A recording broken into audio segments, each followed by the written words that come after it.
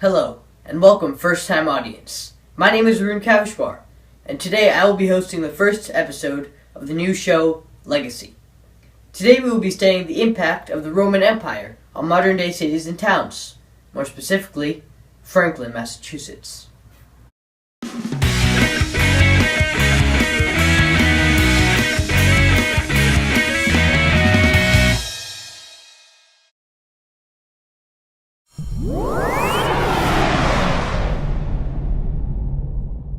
The brickwork found at the Franklin Town Commons, along with the brickwork done near the Franklin Historical Museum, is simply spectacular. In fact, it is reminiscent of ancient Roman engineering techniques. You see, the ancient Romans used a special pattern when building with bricks so that the structure would stand. They recognized the potential of building material, such as the brick, and created buildings like the Imperial Roman Baths. That has certainly left an impact on the world and Franklin, because the gazebo in the town commons is almost certainly directly influenced by Roman architecture.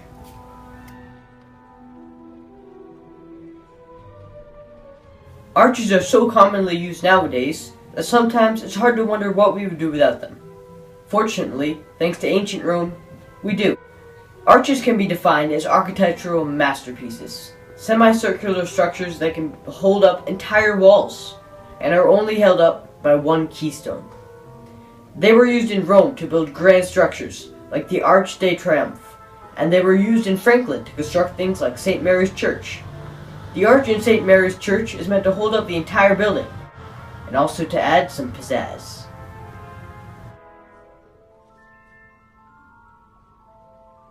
Columns in Franklin can be found in so many different places, but most notably the Franklin Historical Museum and the Public Library. Columns are upright pillars used to hold up a structure for support, decoration, or both. Monumental Roman buildings, like the Pantheon, used pillars to great effect, even though the Greeks had been the ones to create them. Roman buildings set the tone for modern architecture, as we can see today. The pillars found around Franklin are used to add a sense of professionalism to an area, as seen in the Historical Museum and the library.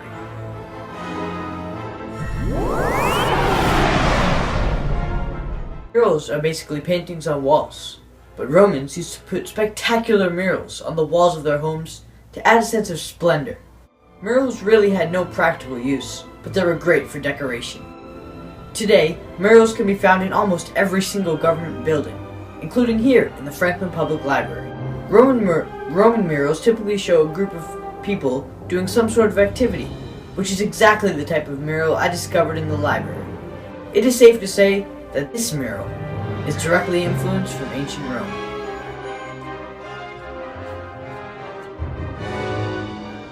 While I was driving by the Franklin United Methodist Church, I noticed something very interesting on the window. It was a mosaic, one of the most well-known Roman innovations. The Romans created a painting out of small pebbles and rocks and decided to name the distinctive creation a mosaic. That spurred hundreds of architects to add these unique pieces of art to their buildings, churches in particular. This church in Franklin had also hopped on the bandwagon, which is why I found these murals on their windows. Today, mosaics are used to decorate, and in Franklin, it is no different.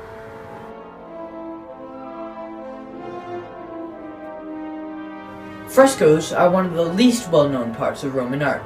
Nevertheless, they have continued to be an important part of buildings because of their unique qualities. Frescoes are pieces of art that are painted on moist plaster.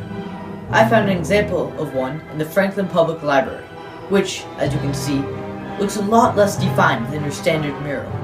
Roman art has left an influence on the entire world, and our town of Franklin is chock full of Roman art.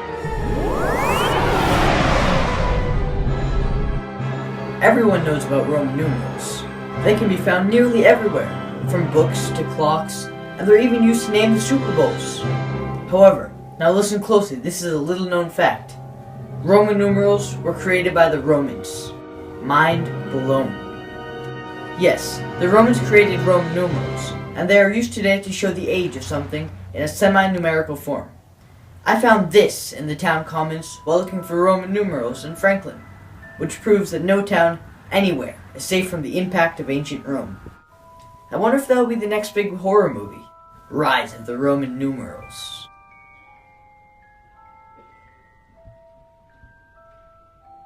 Calendars are one of the things that people use every day, whether to write down important dates or to check the time of the next soccer game. No one bothers to wonder why there are 12 months in a year, or where the names of the months come from. Back during the Roman Empire, there were only 10 months in a year. Yes, imagine that.